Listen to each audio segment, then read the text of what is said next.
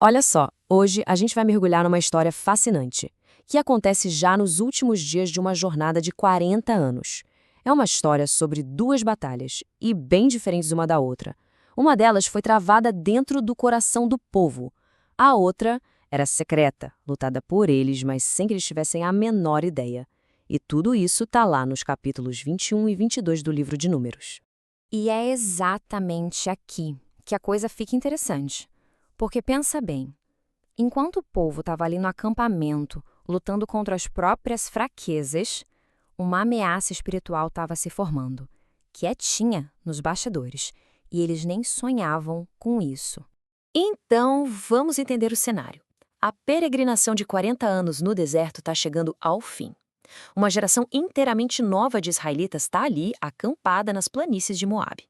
Do outro lado do Rio Jordão, eles conseguem ver a terra prometida. A promessa está literalmente ao alcance dos olhos. Só que antes de encarar qualquer inimigo externo, tinha um problema interno e bem profundo para resolver. A primeira batalha, e talvez a mais perigosa de todas, veio de dentro do próprio acampamento. Esse problema se manifestava num ciclo, sabe? Um ciclo vicioso, bem destrutivo. Tudo começava com a impaciência, que rapidinho virava reclamação aberta contra Deus. A consequência disso? Essa rebeldia trazia um juízo divino. E só aí, só na hora do aperto, é que vinha o arrependimento, que por sua vez abria caminho para uma provisão de Deus. É um padrão meio trágico, né, que a gente vê se repetir várias vezes nessa jornada. Dá para sentir o cansaço e a ingratidão na voz deles, na verdade. O maná, aquele pão milagroso que sustentou todo mundo por décadas, agora era chamado de comida horrível. A insatisfação com a provisão de Deus era, no fundo, uma insatisfação com o próprio Deus.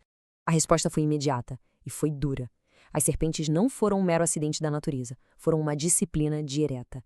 O veneno da murmuração trouxe uma consequência literal: veneno. E a solução de Deus foi surpreendente, para dizer o mínimo. Ele não tirou as serpentes de lá. Em vez disso, mandou Moisés fazer uma réplica do próprio instrumento de juízo, a serpente, e levantá-la. O poder não estava no objeto, claro, mas no ato de olhar com fé, de confiar na palavra de Deus para ser curado. Era a salvação pela graça, através da fé, na sua forma mais pura. Séculos e séculos depois, o próprio Jesus usa esse evento para explicar a missão dele. Pensa só. A serpente de bronze, que representava o juízo sobre o pecado, ao ser erguida, trazia vida.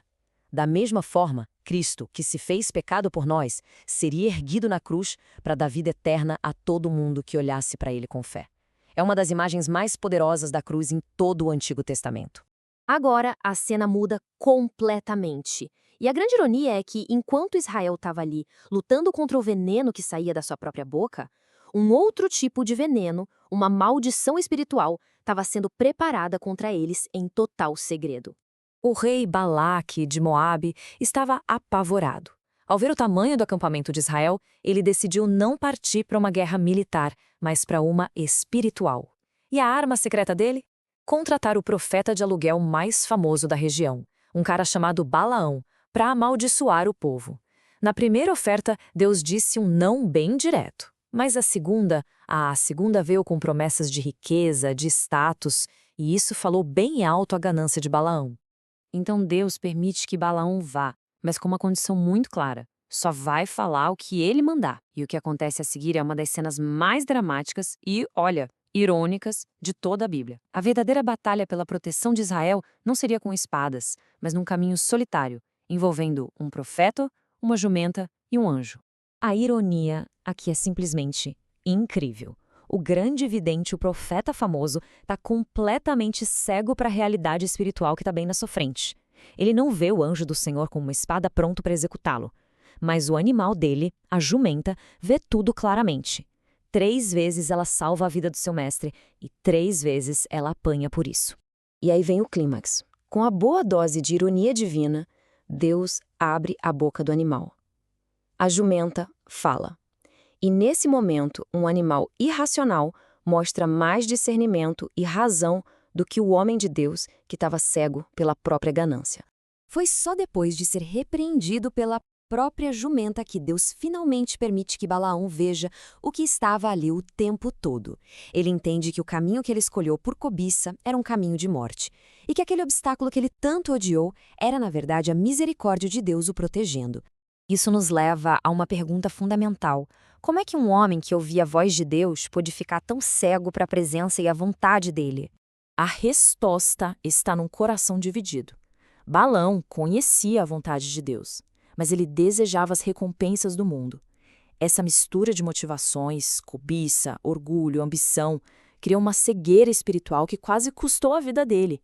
É um alerta atemporal sobre o perigo de tentar usar dons espirituais para benefício próprio.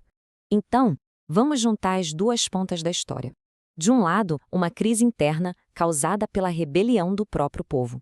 Do outro, uma conspiração espiritual que eles nem sabiam que existia. Duas frentes de batalha, mas um único Deus agindo em ambas. Pois é, essa comparação revela o ponto principal de toda a narrativa. Contra o pecado interno, Deus age de forma visível, com disciplina e com graça.